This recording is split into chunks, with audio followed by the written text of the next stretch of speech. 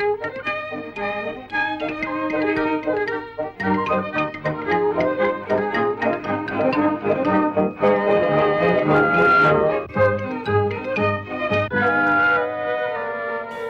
and welcome to Comic Book Movie Oblivion, the podcast about feature films based on comic books and comic strips that people have stopped talking about.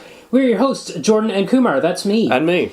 And this week we are talking about The Wanderings of Sanmao. It's the Wandering Life of Sanmao, which means three hairs. Yes. I'm going to be saying Sanmao, because that's how you pronounce it in Cantonese. Okay, I'm going to need one question. But that's Cantonese, though. I mean, technically it should be the Mandarin pronunciation, which I'm not going to attempt. Okay. But just because I'm just going to be saying the Cantonese one, just because. Okay. Boy, oh boy, this movie was something else. A real shocker. By the way, came out in 1949. I should also point out, December of 1949. The audience might be wondering, why is he... I've never specified the month before. Why is he being specific about the month? This will come up. It absolutely big does. time when we get into this movie. This comic by Zhang Leping. Zhang Leping. Okay. Some sources say started in 1935. Mm-hmm. Some say 1934. I'm going off of English Wikipedia pages, which is not reliable for this series. Sure. I have a date, a precise date. Okay. 28th July 1945. I'm inclined Wait a second, 35? 35. 35, yeah. I'm inclined to trust that date, and I've drawn very heavily this week on the shout out to Laura Pozzi, a lecturer at the University of Warsaw, whose doctoral dissertation, The Revolution of a Little Hero, the Sanmao comic strips, and the politics of childhood in China 1935 to 1962, I'm relying on extremely heavily okay, great. for this week's. She's made it available on her academia.edu webpage. I downloaded it. And I read 5 chapters as preparation for this episode, so my thanks to you, Dr. Pozzi. That seems... I'm inclined to trust that, because she names the, the edition and the newspaper it first appeared in and so on. Yeah. So, these comics are basically 4-panel pantomimes. There's very little dialogue. Very occasionally some dialogue will appear. Yeah. I don't think it's ever from... Oh, it is once or twice from Sanmao himself. Very rarely. Very rarely. They usually... There will often be signage. Yes. And each strip has a title, generally. Most have a title. Yeah. He did long-running kind of stories, which are well-known in China. The most well-known of all is The Wandering Life of Sanmao, which came out in the mid to late 40s. He also had one, Sanmao Joins the Army. That one is also quite well-known, and there are a number of film adaptations of that one. Yeah. But he also had just an unnamed series when he first started it. And after 1949, there's a whole bunch that have sort of like revolutionary messaging or... like supporting the socialist... the glorious socialist regime kind of messaging. Yeah. But as far as dialogue is concerned, I don't think I read one with dialogue. Generally, there'll be shop signage is common or big character posters on the walls. Yeah. But he never speaks. Yeah, and sometimes you almost don't need it. I mean, I could recognize a couple of characters here and there from Japanese, but there's one where, it's one of the army ones. We'll talk about the army ones more next week, but it's one of the army ones where this soldier is spitting on the street right next to a sign. That says and no spitting. Sanmao comes up and points at the sign. So you know... Contextually, the sign says no spitting, and the guy rips on panel 3 rips the sign off the wall and storms off. And then in the final panel, Sanmao himself is spitting at this guy. It's funny. It's not an exaggeration to say that these comics could be enjoyed by illiterates. Yes, and while this was a predominantly Shanghai-based comic, so it was published mostly in Shanghainese newspapers and periodicals. Okay, this was my next question: is where did this actually appear? Because our English wiki doesn't tell us where. Yeah, so in the first half of the 20th century, Shanghai is kind of like the biggest and most important city in China, more or less.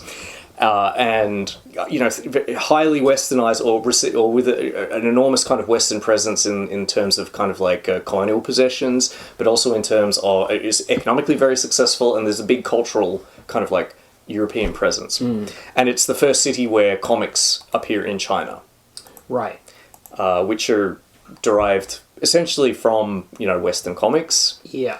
The very first really successful comic in China was called Mr. Wang. Okay. It was by an artist called Ye Qianyu. Okay. And he based it on Bringing Up Father. That was a big influence in Japan too. Hugely. Yeah, I remember you saying. Yeah. That's right. He was the first person to have a comic with panels and word balloons. And this was also a newspaper feature. Yes. Okay. Yes. Okay. And in fact, he was kind of Zhang Leping's big break because he got ill at some point and approached Zhang, who had been working sort of peripherally to the comics field. He'd been working in illustration. He'd done drawings for newspapers and stuff. Approached him and said, could you maybe come up with a comic to fill in for me when I'm on hiatus? And Zhang came up with Sanmao. Okay. And Zhang died in 1992, but do we know when he stopped doing these comics? It's he kept doing them right up until the 80s. Okay. But it's a complicated question. Right.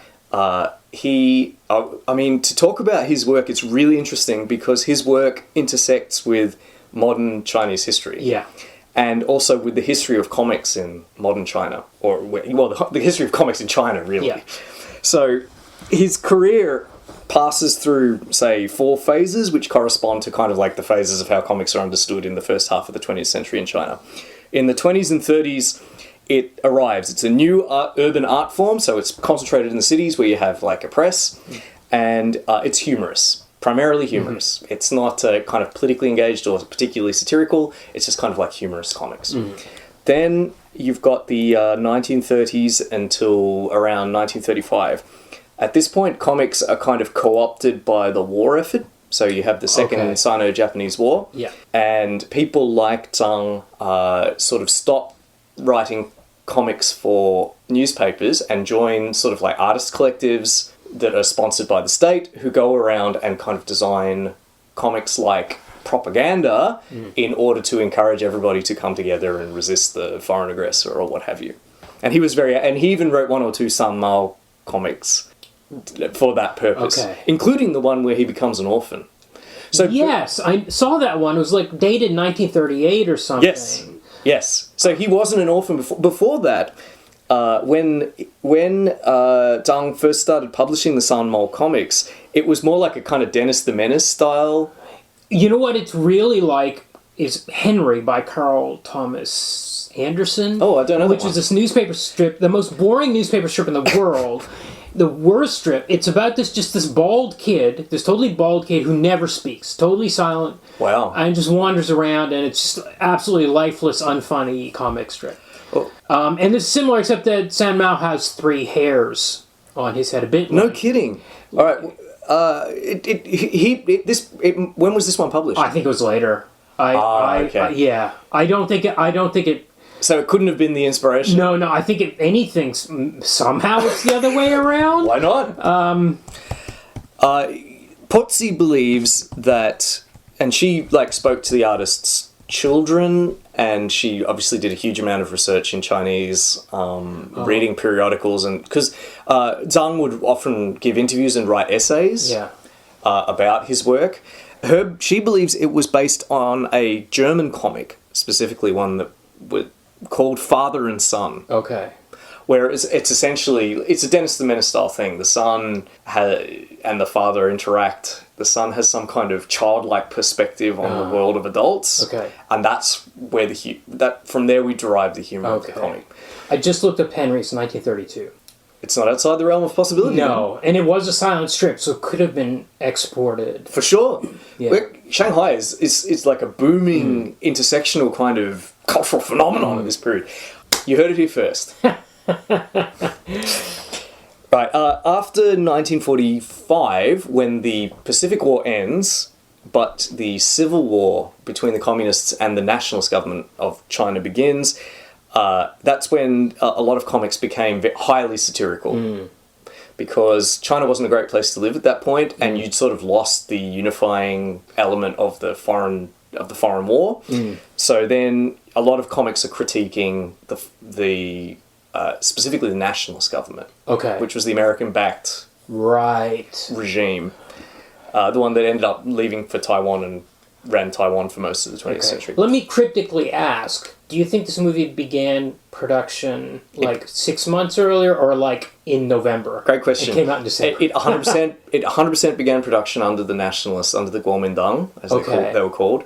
In fact, Pozzi believes that it was delayed. Actually, Pozzi quotes the director, Zhao Ming, as saying in the 80s that release was delayed by the Kuomintang government because they were unhappy with the way that authority was portrayed in it. I have it. Apparently, it was work on the film began in 1948. So in autumn, September, October, 1948. Filming went on for however long, but then it didn't come out. Interesting. Zhao Ming believed it was because it was being. He said that it was because they were under pressure from the Kuomintang, but then this episode's going to be like this a lot. No, this is great. This is Cool. incredible. Yeah. Shanghai, it was quote unquote liberated by the communists in around May to June 1949. The film had not come out at that point. Yeah. At that point, the film was then subject to scrutiny from the incoming communist authorities. Oh my God. And they also had issues, but the complete opposite issues. And they delayed release of it as well and made editorial changes to it. Maybe that finale. The finale did not exist originally in the original version of the film. It was 100% tacked on. As is obvious to anybody watching it. We'll get to that.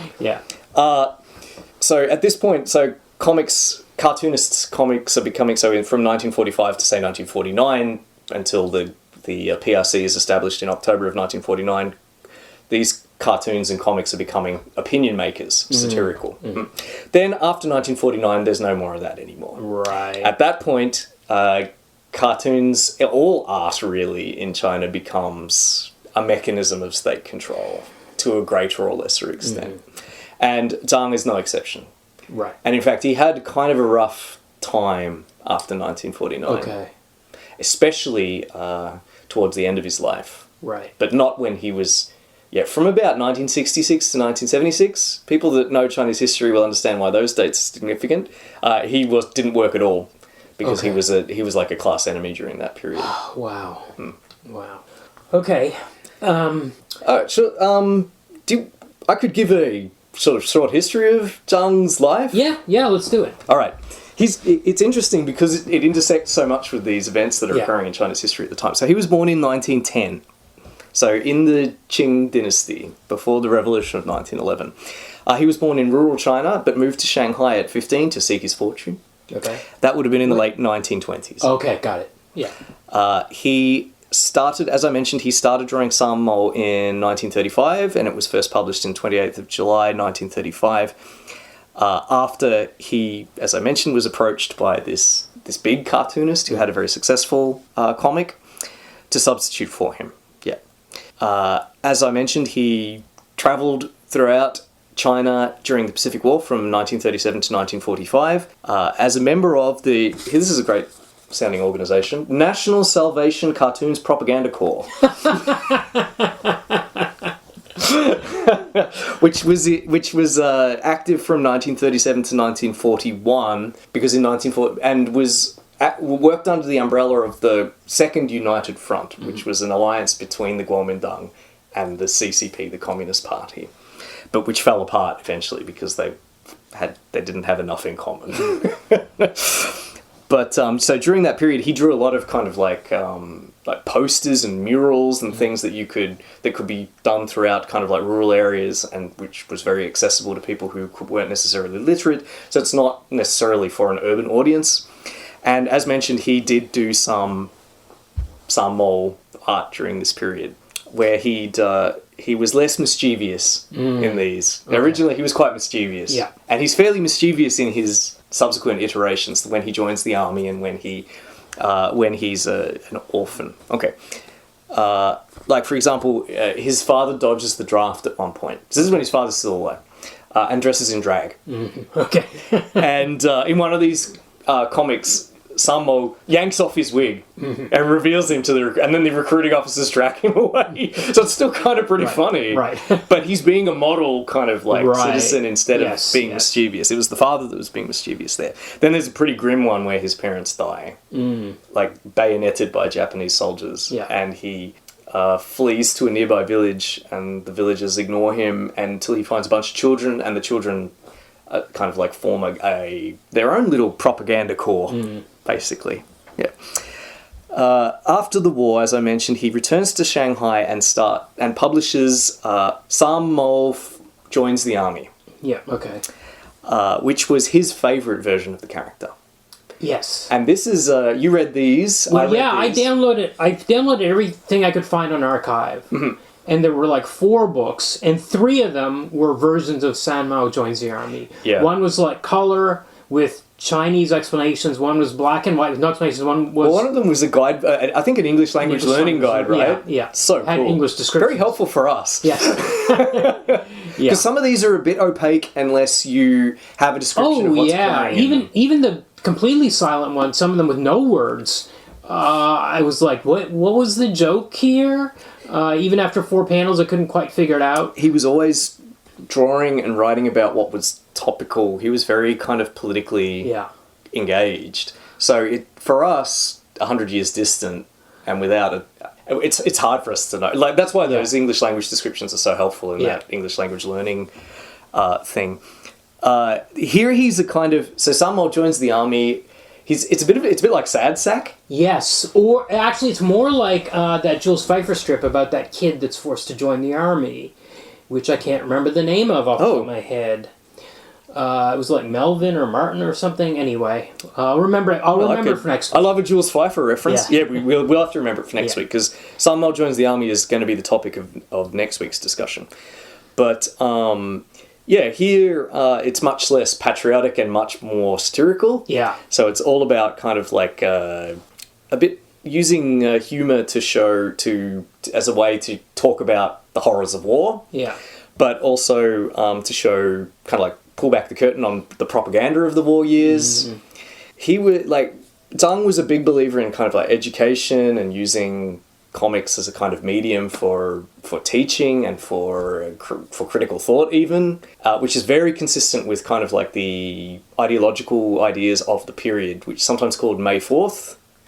Right. So the May 4th movement, you've probably heard of it. That's when, a large group of Chinese intellectuals became very interested in the idea of how to make China into a modern nation, because it's coming out of feudalism, and is being carved up by Western colonial powers. So it was a very pressing concern for Chinese intellectuals how to make China a modern country. And one of the things they latched onto was educating youth. So you can see a lot of that in Zhang's work, I think. Yeah.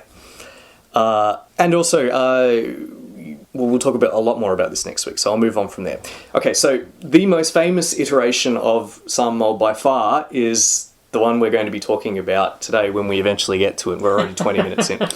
Which is the Wandering Life of Sanmao. Yes. Yeah. So we have a retcon in the 30s where his parents are killed by Japanese soldiers. Yes. In a gore. By the way, these strips are pretty gory, especially the war ones. In the army ones, people are getting shot through the head and stuff. Yeah. In a cartoony way, but people are getting shot and killed. So, as an example, we'll talk about these more next week. But for example, like a lot of the humor comes from the fact that Sanmao is completely unsuited to be in the army because he's about 3 feet tall. Yeah. So there's I think I know the one you're thinking of. He and another soldier are marching, and that soldier gets shot in the head. Yeah. But Sanmao survives because he's half the size of this guy. Yeah. That's the kind of humour. Another one where he puts because he's so short and his uniform doesn't fit, he makes an upper body out of straw. Yes. And puts his coat on it. Then a Japanese sniper shoots the straw body, because that's where his centre of gravity, his centre of mass is, or where it seems to be. And then Sanmao was able to take out the sniper because he obviously didn't die. It was his straw body that got shot. So stuff like that, yeah. Yeah. But yes, so this Wandering Life of Sanmao is the one I think everybody knows, and it's the one that's still regularly read in China. I spoke to some people this week. I spoke to someone who's around my age. She knew she only knew The Wandering Life of Sanmao. Got it. And she'd read it growing up. Okay. It was just available. You could buy it from on the street. Like they have a street person selling books. Yeah. For however, like 2 yuan or whatever, you could buy one of these little, on shitty newsprint, you could buy The Wandering Life of Sanmao. Well, we haven't mentioned, but it's not just the the comics. We've got dozens of cartoon series over the years, and like TV series, animated series. This thing is kept alive. The last one, according to Wikipedia, there was a 2006 cartoon series. Yes. I found the 1958 animated thing that was half an hour long. I actually found it online. It's stop motion. It's like a Rankin Bass, like the Rudolph the Red-Nosed Reindeer. It's really beautiful. It's amazing. It's only 30 minutes, but it was so cool. That's cool. But this thing has been kept alive like Wonder Woman for like 80 years by all these more mass media adaptations of it, of which this is maybe the first one, this 1949 movie. 100%, yeah. This is the first one. Yes, very much so. So it has a long life because it had a certain utility to the government after 1949. Yeah. Because at the time, well, we'll talk about what the comic was about in a moment, but at the time, Zhang was critiquing society as the problems of the society as he saw them, and through satire. After 1949, it was useful as a way for the post-1949 government to say, look at how bad things were before we took charge. Yeah. So it was the one, like, Sanmao joins the army was banned after 1949. Right. Until 1983, I think. Okay. Yes, banned for 34 years. Wow. Whereas Sanmao, The Wandering Life of Sanmao is published consistently. Right. Because, although it wasn't published unedited. Okay. Okay. But, you could, it was popular because you could say, look, here's what life was like before communism. Right, yes. Before communism, things were like this. Look at how bad it was. Yeah. So basically, Sanmao is an orphan, homeless, and a victim of the terrible kind of like prevailing circumstances of the Chinese Civil War from 45 to 49. It was a bad place to be. There's, like terrible inflation, serious corruption from the nationalist government, widespread kind of like destruction and devastation, and an enormous population of refugees and orphans. Shanghai itself had around 1 million refugees. Right. In it, alone. Yeah. Shanghai alone had 1 million refugees living in it. This is people, like children, adults, people with no homes, people with no jobs, living in shanty towns. Extremely serious situation. So around this time, Zhang is approached by the editor of a paper, which is called Da Gong Bao, which means the Impartial Daily. Okay. They wanted a follow-up to Sanmao Joins the Army. Okay. And he apparently came up with, he pitched this idea, the idea of the wandering life of Sanmao, the orphan, and it began publication in June 1947. Early on, this particular paper is an appropriate one for the comic because it was it really did try to be impartial, at least at first. It refused to take money from political parties and wouldn't even employ politically affiliated journalists for a long time. Although as the Civil War dragged on, it became more and more aligned with the communists and eventually started employing communist journalists. But early on, it was well known for criticising both the CCP and the GMD equally, at least for a lot of its existence. Zhang claimed that he based the comic on conversations with real orphans, which is absolutely possible because the city was totally full of them. His wife said that he would dress in ragged old clothes to go and talk to them. Okay. So that they wouldn't think he was some tourist.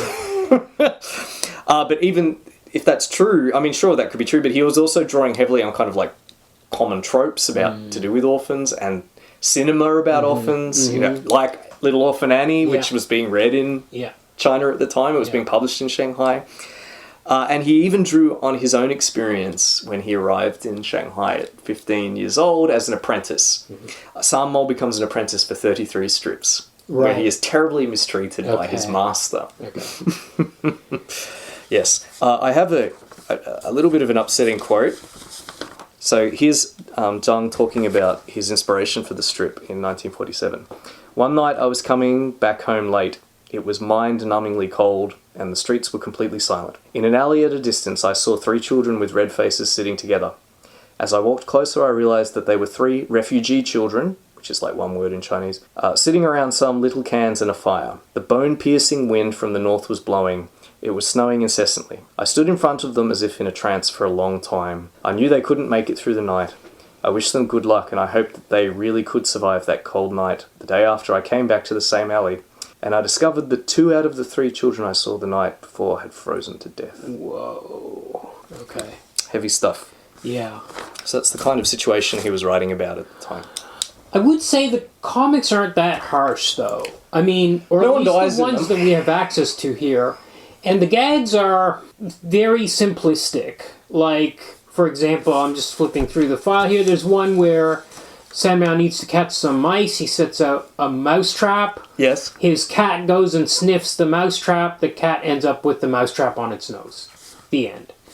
There's like one where he's on a jetty fishing next to this other man. The other man's catching fish and putting him in a bucket. Sanmao's not catching anything. He puts his rod into the other man's bucket and walks away with one of his fish. The end. Some of they're pretty funny. They're pretty funny. Yeah, some of them are, but a lot of them are really like there's one where he's looking down, he sees something in the gutter down the drain, and he's peering over, and then all these people start crowding around him without noticing, and then the 4th panel is just him being shocked by himself being surrounded by 20 people. They're not really harsh. So some of them are a bit, it's not all of them. Some of them are a bit heart-plucking. Yes. There's some which are deliberately provocative, deliberately politically provocative, where Sanmao will be looking at a rich family through their window. Yeah. He's on the outside. You can see he's very skinny. Yes. And his lack of hair is like a coded reference for malnutrition, possibly. Okay. And he's looking through a window in at a rich family. Like they've got 2 heaters on, like electric heater and oil heater, and they're eating ice cream. Yeah. and he's outside in the winter, looking in at these decadent, like lounging on a couch, and there's a boy Sanmao's age eating ice cream. Yeah. There are some which are of relevance to the film, which I've got. There's one where Sanmao spies a sort of like a peddler or a kind of like indigent man.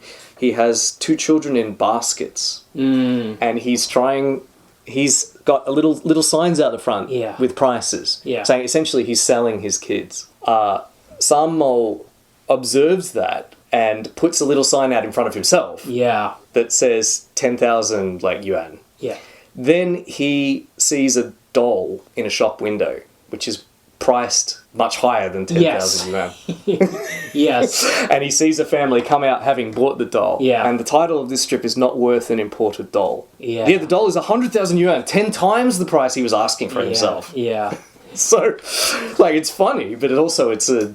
Yeah, that's in the movie, and it's one of the most brutal moments in it for me, was seeing that scene with that guy selling his kids. Yeah, it's handled in reverse order in the movie, where you see the dolls first and the price of the dolls, then the camera pans down, and you hear the guy saying "kids for sale," and you think he's talking about the dolls, and the camera pans down, he's got actual kids in baskets on the street. Yeah, there was a lot of, along with the poverty and the corruption, so there was a lot of also anger among the Chinese population at foreign influence, both political influence and also just kind of like the crushing economic influence. Yeah. So the fact that these imported dolls, people are wasting money on these imported dolls. Yeah, I think that's in the movie too. The foreign influence in a couple of different ways appears here. Yeah.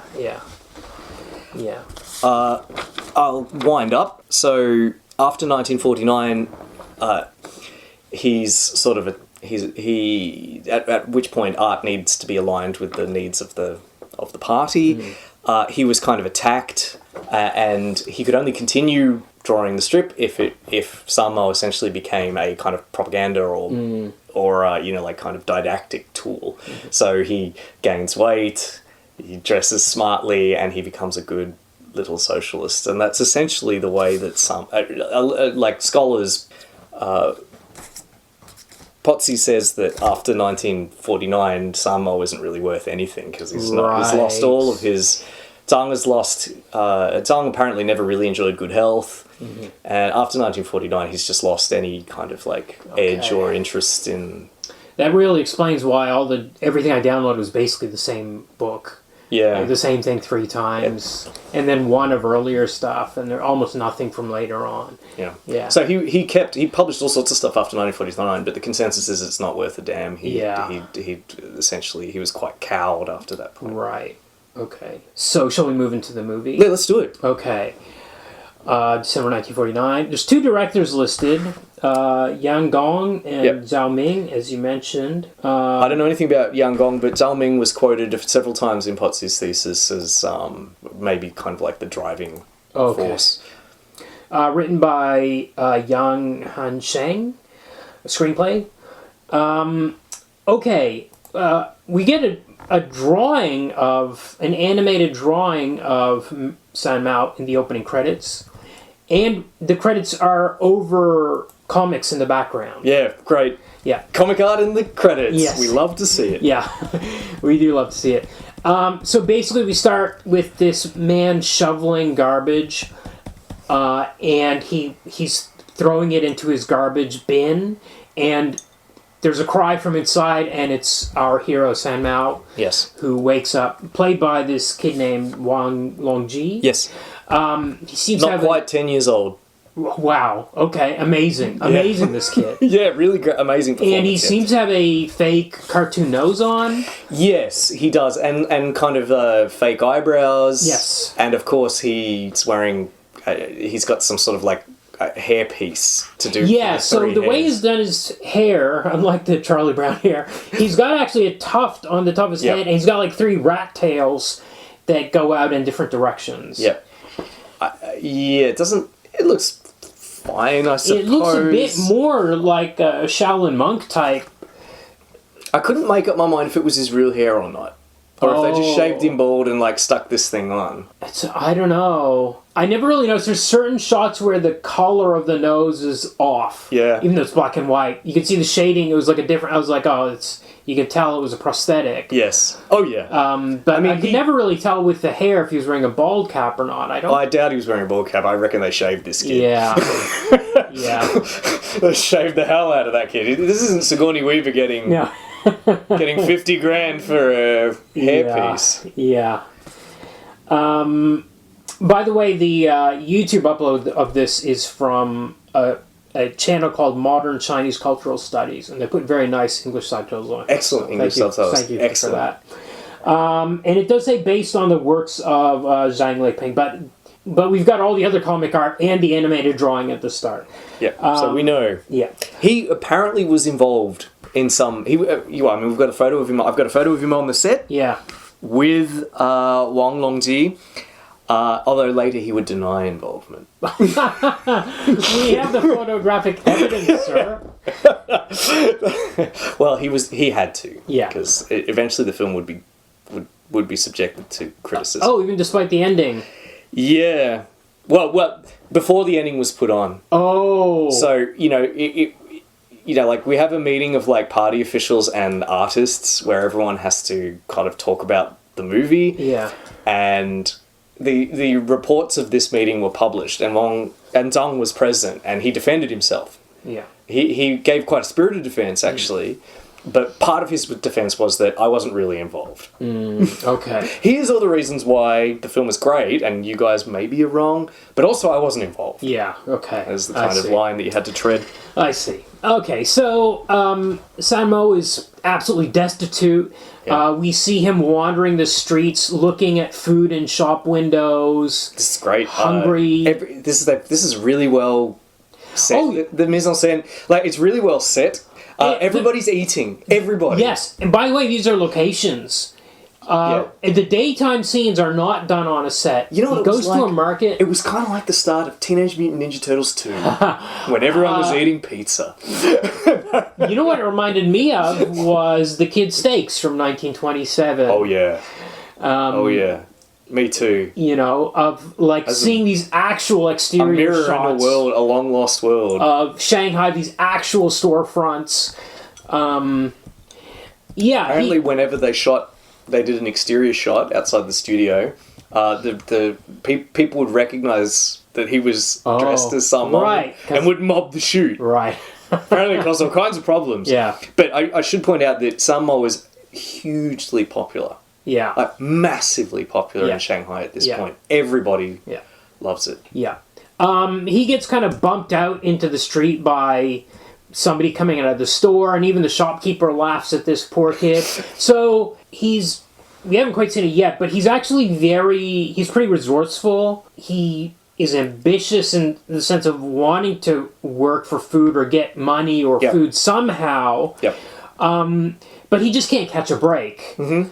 Every time it seems like he's close to something, it goes wrong again and again, even right up to the very end of the movie. He's not, people aren't helping him. In fact, people are taking advantage of him. Yes. Yeah. That's right. And laughing at him. That's something common to the comic, or at least the comic as it was before 1949. Yeah. Potsi makes a point of, in her dissertation, only including original art from the 40s, because when The Wandering Life of Sanmao has been reprinted after 1949, it's often been heavily edited. Okay. Including edited to make Sanmao into a secret communist. Right. Yeah, an active someone who's working in Shanghai to facilitate the coming of the Revolutionary Army. Yeah. The people. That's probably the version my colleague at work read. And the English language Wikipedia article, when it talks about Zhang being a communist sympathizer, or sympathetic to the communists in the late 40s, they're probably drawing on that revised interpretation of the comic. At the time, there's nothing in it to suggest that Zhang is pro-communist. He's anti-Kuomintang, but only in the sense that he's willing to criticize them. Yeah. It's a matter of record that he probably, along with a lot of intellectuals and anyone with two eyes, realised that towards the end of the 40s that the Kuomintang were going to lose the civil war. And so then became more positively aligned towards the communists and willing to work with them. But to say that he was aligned with the communists when he was writing The Wandering Life of Sanmao was not accurate. Right. So he goes wandering through this food market. He has these visions of floating like chicken around. It's like a Laurel and Hardy kind of thing. It's brilliant with this floating food. It looks great, and it's derived directly from the very first Wandering Life of Sanmao comic, which was called Dreaming of an Easy Fortune. As he walked towards Shanghai, there's a thought bubble around his head with visions of bowls of rice and dishes and all sorts of wonderful things. And then he arrives in Shanghai, and there's a kind of protest going on. Right. In this case, because his mind has wandered, he gets almost hit by a car. He gets yelled at by the driver. While he's on the ground, he happens to find a dumpling, and he's like, holy cow, it's my lucky day. Yep. But it's this guy throwing dumplings to his dog, so his dog can catch them. Yeah, and he has to chuck... And the dog sort of confronts him, or how would you describe what occurs? The dog doesn't attack him, but... is like barking at him and baring its teeth and threatening him, and he has to throw the dumpling to it to get it to back off. Yeah. And the owner just watches. Yeah. Yeah, the owner doesn't care. And then he sees some kids with like, I guess it's a rice vendor, like a mobile rice vendor out on the street, and the kids mob this vendor, and Sanmao runs up, and he just steals a handful of rice, and he ends up in a big fight with the other kids, and there's another guy selling apples or something, and his baskets get overturned, so we have a kind of a food fight out here. It's great. It's really, Zhao Ming, the director, he knows how to film a Yeah. like a Spielbergian rumble. Yeah. It's pretty good. Yeah. Some of these kids look normal. Some of them they've put prosthetics on. They look like cartoon characters. They've tried to make them cartoon characters. We haven't done the first Little Abner movie yet, but we're going to get to it. And there's a lot of this kind of stuff in it, where they've tried to make people look like they're in a comic. This guy comes out who's known as the Big Boss, and he kind of stops the fight, and he's curious about this kid, Sanmao. He's a Fagin kind of character. Yes, that's what I thought of. And especially later in the movie, he changes to become a pickpocket, and you're immediately thinking of Oliver Twist. Yeah. Absolutely. And there's an interesting sequence here where he, I suppose, rescues Sanmao and is holding his arm at one point, and Sanmao looks down at his bared forearm, and he has a tattoo on it. Yes. And the tattoo of a dragon that comes to life. I guess it's said to be. This is kind of weird. Nothing like this really happens in the comics. No. I guess they just. Was it his spirit, like his fighting spirit coming to life? I think was it representative. No, I think or? Sanmao was shocked to see the tattoo, and tattoos at this point in Chinese history would be associated with organized crime, with like tongs. So only a criminal would have a tattoo. Yeah. So Sanmao is frightened and runs away.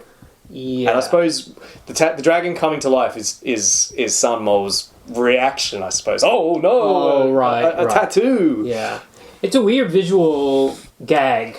It looks really. It's quite out of place. Yeah. I agree. Nothing like it happens in the rest of the movie. Yeah. I think they're just like, we're making a big movie, kid. We gotta have some special effects. Yeah.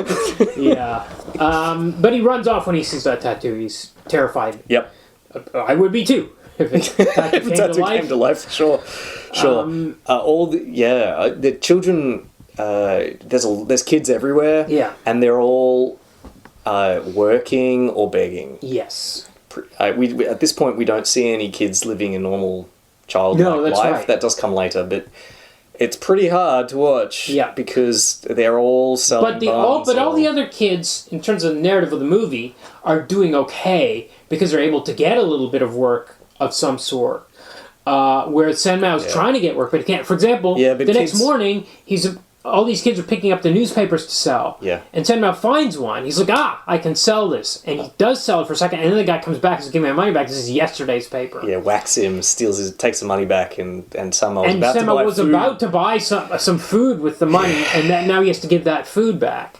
But it's rough seeing all these kids working, and I think Zhang, like, as a May 4th guy, children are supposed to be learning, they're not supposed to be working. Oh, yeah. Well, this comes up pretty soon because we got a scene with Children's Day. Yeah. He stumbles across this Children's Day, and there's these loudspeakers saying, we must protect the children. They are our future. They need to be well fed, clothed. They need books. They need to learn. Yes. And we see all these gutter snipes.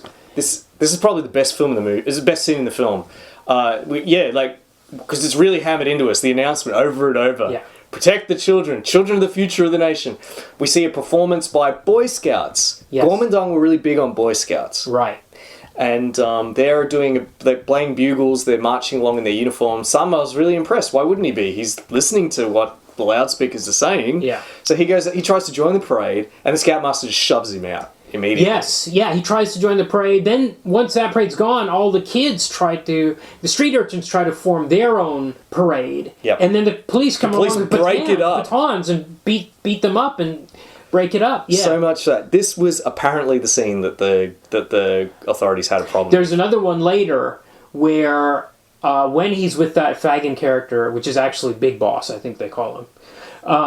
They're stealing some fabric from a department store, and they run out onto the street, and they're running away because the security guards or the cops are after them, and he's dropping some bits of this fabric, Sanmao, as he runs away. Finally, he escapes from the cop, but we see the cop pick up the fabric and put it in his own jacket.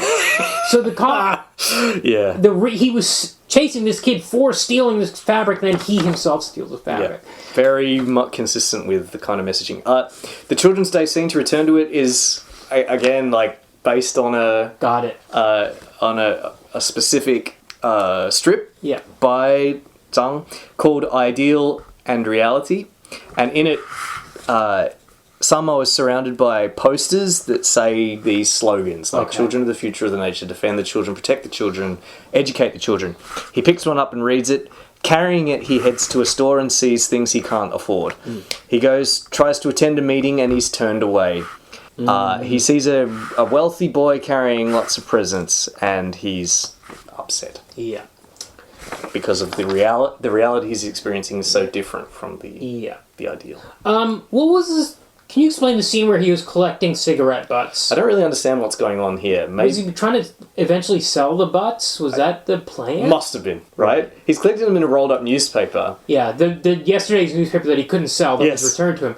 And it catches fire once he's got too many butts. And all of his butts burn up, This guy starts throwing them out the window when he sees his kid picking them up. And then just catches fire. Absolutely cannot catch a break. Yeah. Just like Fatty Finn. Yes. Yes. And so he gets this... He starts pushing rickshaws. This is another thing that some of the kids do. They push the rickshaws uphill from behind. Yeah. And they get paid tips, which they have to turn over to the actual rickshaw driver. Little Boss, I think this guy is. Yeah, the Little Boss. Yeah, he runs the hill. So the rickshaw guy can't pull the rickshaw up the hill without help. So there are these poor kids just standing around, and as soon as one arrives, they push it up, and as you mentioned, the passengers will tip them. And, we see, like, the bigger kids pinch the tips off the little kids. Yeah. Or they pinch one off Sanmao. Yeah. When Sanmao finally manages to push one up a hill, Little Boss shows up and says, hey, this is my hill. Yeah. If you want to work here, you got to be part of my crew. Yeah. And so Sanmao joins the crew. Yeah. There's shenanigans. He works with them for a while, but then something funny happens. There's a great big fat guy in a rickshaw. Sanmao tries to push the fat guy up the hill, but he can't. Then another kid joins, they still can't. Then another kid joins, they still can't. Then a fourth kid joins, and finally they push him up the hill.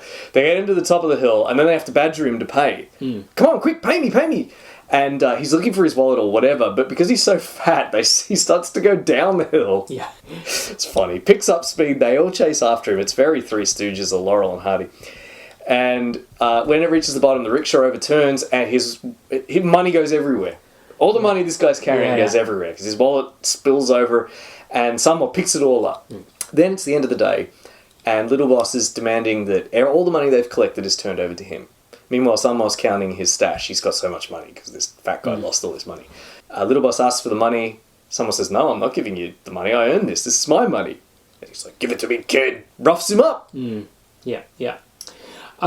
He does make friends with some of the other kids here, though. Yes. And another thing that was really interesting so far that we haven't really mentioned is it's fascinating when he walks down the street, or especially in the rickshaw scenes, how affluent the passengers are. These are very westernized, socialite kind of people, well-dressed, it's really interesting. There's a real contrast. The people that they're serving and the people that are on the street, that he's picking up cigarette butts from that these people are throwing away, and they're all really cosmopolitan, fashionable. That's Shanghai, man, in the 30s and 40s. And 20s. But this is one of the things that Zhang was critiquing in the Wandering Life of Sanmao, like the huge wealth gap, the way that people were benefiting from corruption and mismanagement.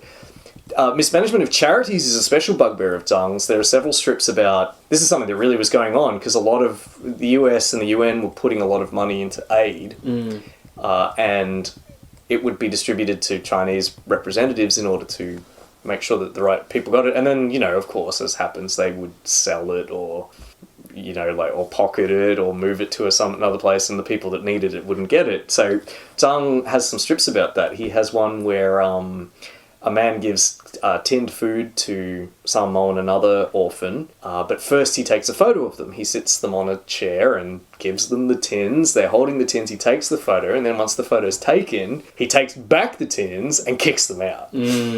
So he's taking, he's keeping them, but the photo is the proof. Right. There's stuff like that. Yeah. So, he's satirizing the kind of situation that was occurring in Shanghai at the time. There's a scene here I really like where he comes across a school and he sees the school and he sees the kids playing in the playground. He tries to sneak into the school. Yeah.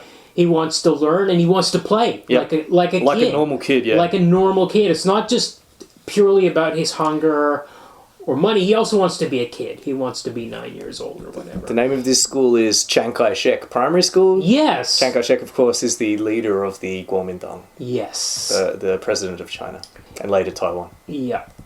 I think then we have the Kids' Day scene and the parade that we already talked about after that.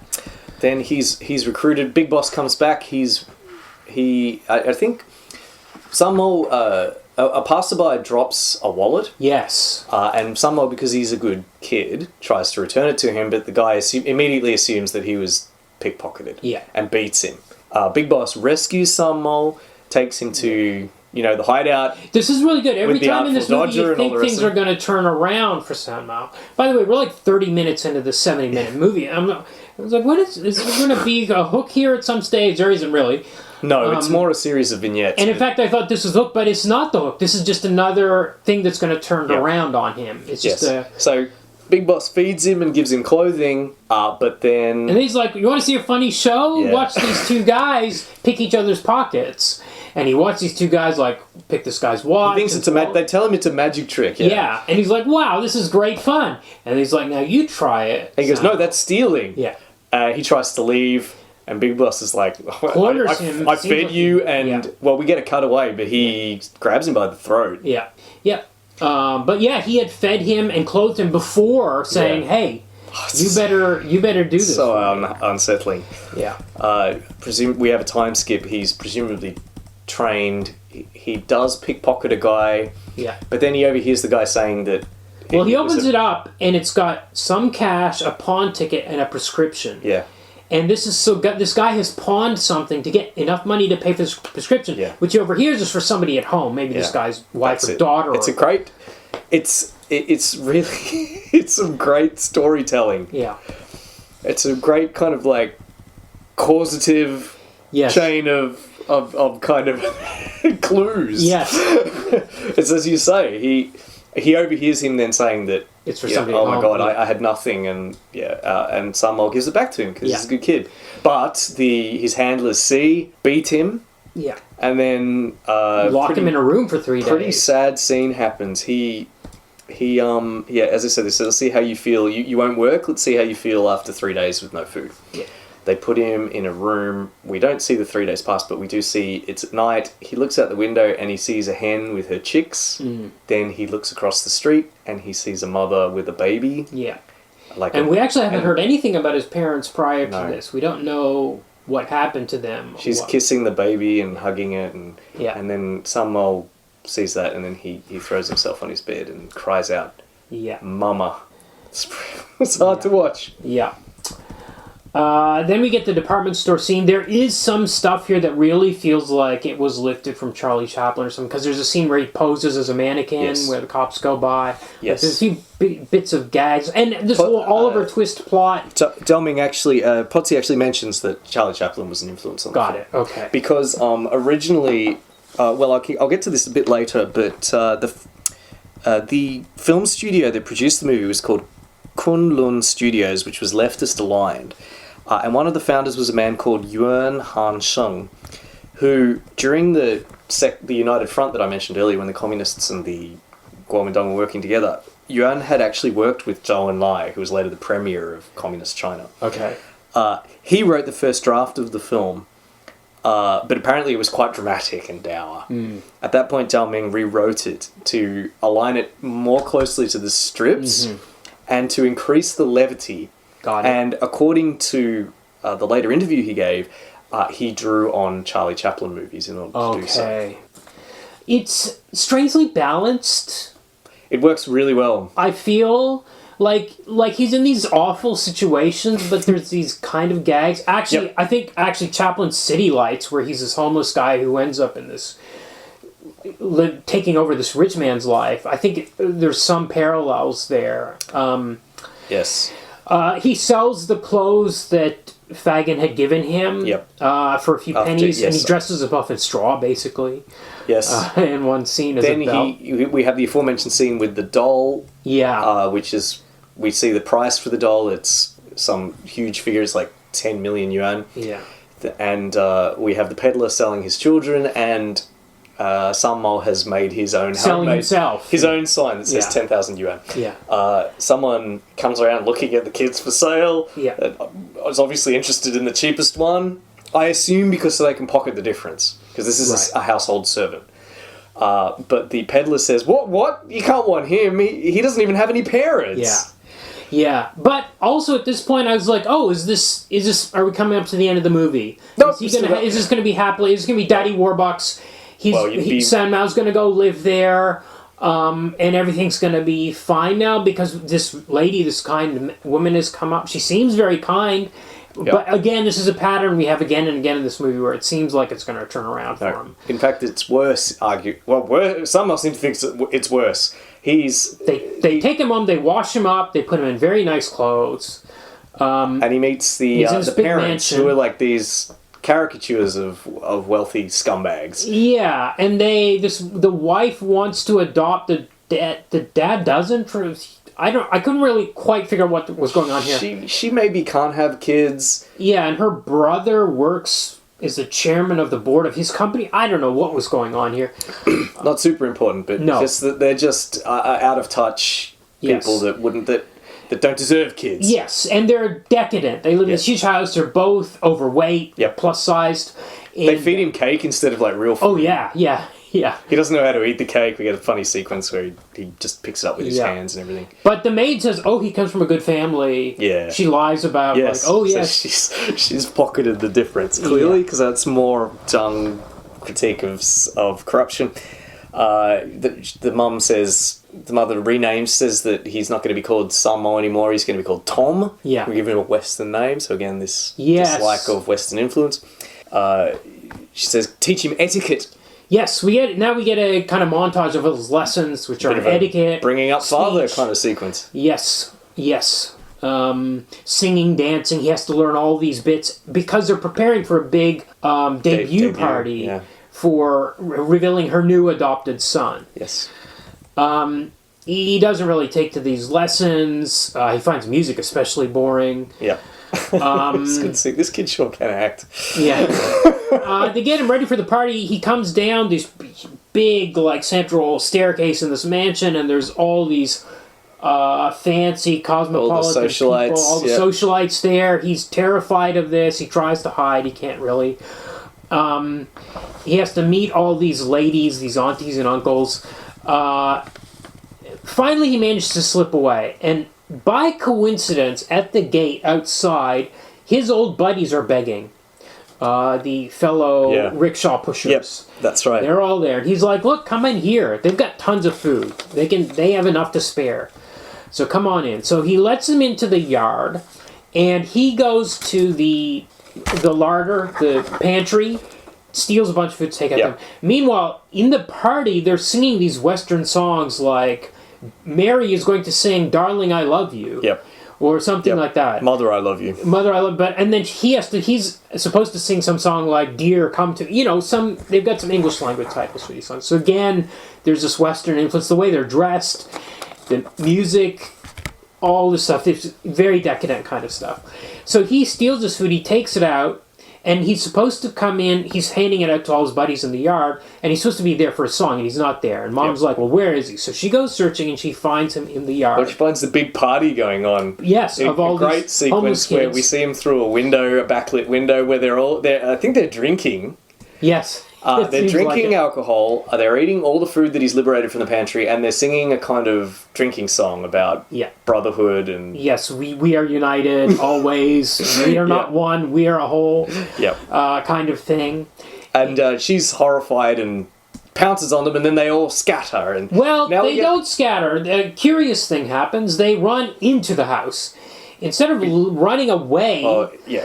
You're right. They go into the house and absolutely run riot. Yes, and this is a great sequence. I've written Centrinians in my notes. Yes.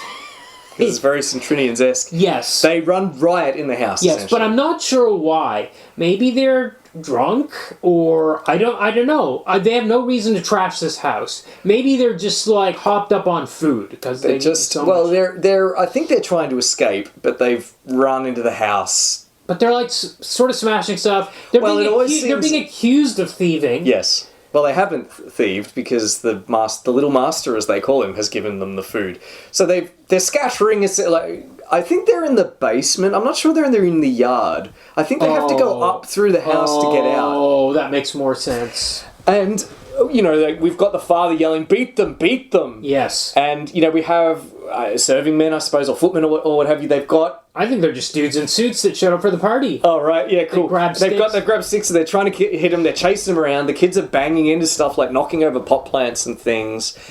Sam was watching this whole thing in horror, and he throws off his fine clothes and says, my name is not Tom. Yeah. After the kids leave, he's the last one. He's like, screw this. Yeah, this is hell. It throws off his... I'd rather be an orphan on the street than live this decadent, awful lifestyle where I have to sing and bathe constantly.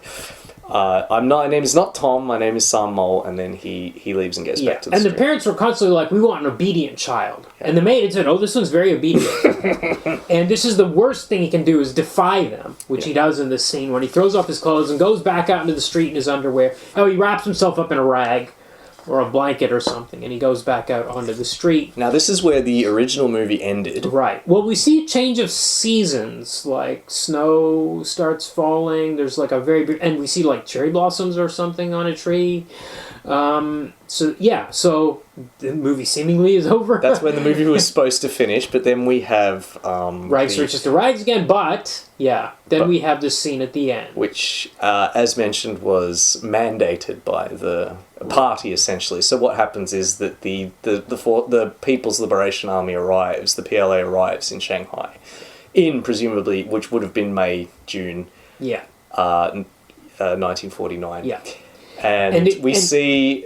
Sanmao's friends run up and say, Sanmao, wake up, wake up, wake up. We've been liberated. So we've got documentary footage of the marches, because wherever the communists went, they would stage these big marches and would always film them for propaganda purposes. So we have that footage here.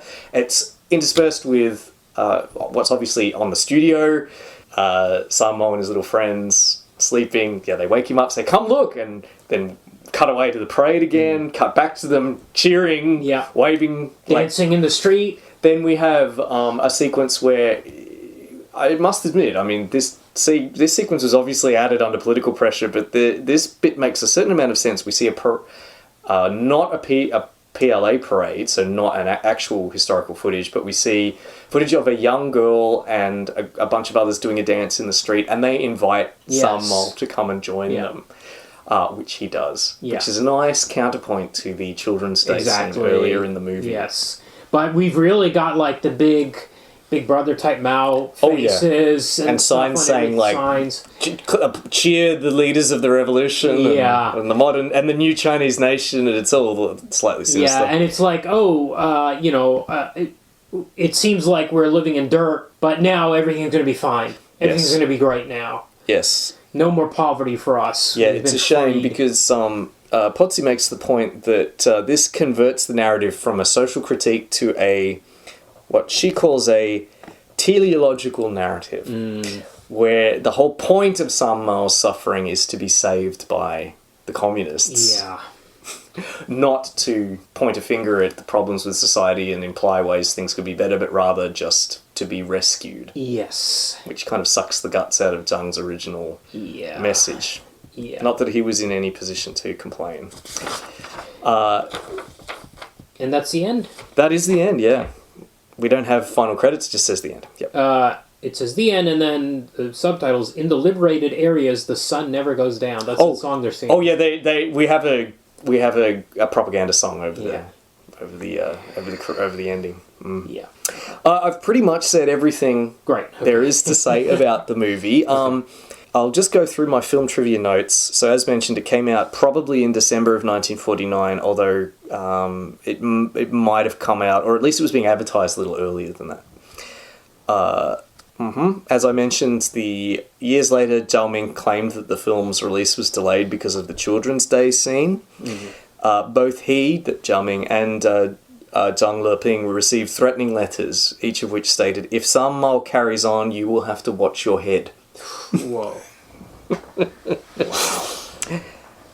Wow. So The film's slightly different from the comics. In the comics, the film has a very definite poor versus... While poor people take advantage of Sanmao, like the criminals do, and he brawls with the poor kids before he befriends them, the film has a definite rich versus poor kind of vibe. Yes. That was not really present in the original comics. Yeah. In fact, Sanmao often benefited from the generosity of the wealthy, and he was frequently being exploited by his fellow poor people. Yeah. This is a thing for which Zhang was criticised after 1949 for not displaying correct class consciousness. Okay. Now, if you're interested, I can read you some of the criticisms of the film. Okay, from who? From the communists. Okay. After 1949. Despite the ending that was put. Well, this is before the ending. Okay. All right, so there's a sort of a panel was convened, or a committee was convened of, as I mentioned, party officials and artists to discuss the film before it was released in December, but after Shanghai was liberated in mid-1949. And the film at that point was criticised for 6 reasons. Okay. Firstly, neither Sanmao's social background or the reasons for his wandering were clearly emphasised. That's a problem when your class background is everything, as it was in the new era. This problem led to the second one. Sanmao's social class was not well defined, and he often behaved like a beggar. A beggar is a member of the social category of vagrant, who are believed to be unable to reach class consciousness by the CCP. The third problem was that there were violent acts occurring between members of the same social class. That's a no-no. Only class struggle is okay. The fourth reason for criticism came from the unbalanced division of the storyline. Since the time Sanmao spends with the rich family seemed too long, he shouldn't have wanted to spend time with them. Even finally, despite the decision to add the footage of the PLA parade, the liberation happened too fast in the movie without any explanation on the mechanisms which led to this important event. Wow. So you can see this is the that's kind what's of... supposed to be in this movie, this kid's movie. So this is the kind of arcane reasoning that Zhang would have to dodge. How tone deaf, too, to complain that he spent too long in the rich family. He was miserable the whole time he was there. Yeah. Through his lessons and everything. And even eating the cake, he wasn't happy. Yeah. In the post-1949 era, these same criticisms were levelled at the Wandering Life of Sanmao when it was looking... So, as I mentioned, Sanmao joins the army, was just banned. Yeah. Outright banned. Yeah. Because we can't have soldiers, we can't be criticising soldiers, we can't be criticising authority. But the people recognised that Sanmao was an extremely popular figure and one that was useful. So they were interested in continuing to publish that and for him to continue writing Sanmao stuff, but under certain conditions. So they applied similar criticisms to the comic, but also they didn't like that Sanmao never grew old because that didn't conform to socialist realism. And in Wandering Life specifically, Sanmao was actually adopted into a family for a time, a bourgeois family, and that's not cool because he did not immediately reject the possibility of spending leisure time with the bourgeoisie. So that's similar to their complaint about the movie. Yes, Yeah. yes. Yeah. Yes, this is poor old Zhang. It's any wonder all the creativity was sucked out of him. Yeah. I'll talk a bit more about that next week. Yeah. Okay, well, how do you rate these comics? Let's say the non-army comics, which we're talking about this week. Oh, the Wandering Life ones I read are pretty good. They're interesting. Yeah. Certainly interesting as historical artifacts. Yeah. They are pretty hard to access, I think, without a gloss, without, like a caption explaining kind of what's going on in it.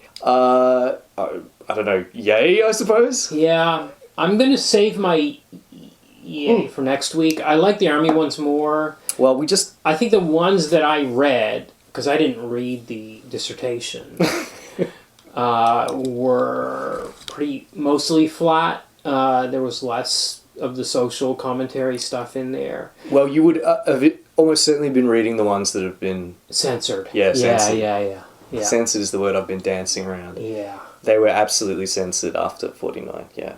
Look, I don't know, I probably should say nay because I'm not really going to read them again. Yeah. They're interesting as artifacts, but it's not something I would ever read for leisure. Yeah. So they're a bit too opaque. That's true too. They're too far removed from it in terms of time and social circumstance. Yeah. But I should say that these are still his best known. Yeah. This is ones that everybody knows and that everyone reads, even in their censored state. Yeah. Okay, how about the movie? I'm going to vote yay for the movie. Yeah. It's funny. That kid who is now almost certainly passed away, but Wang Longji. But great performance from him. Yeah.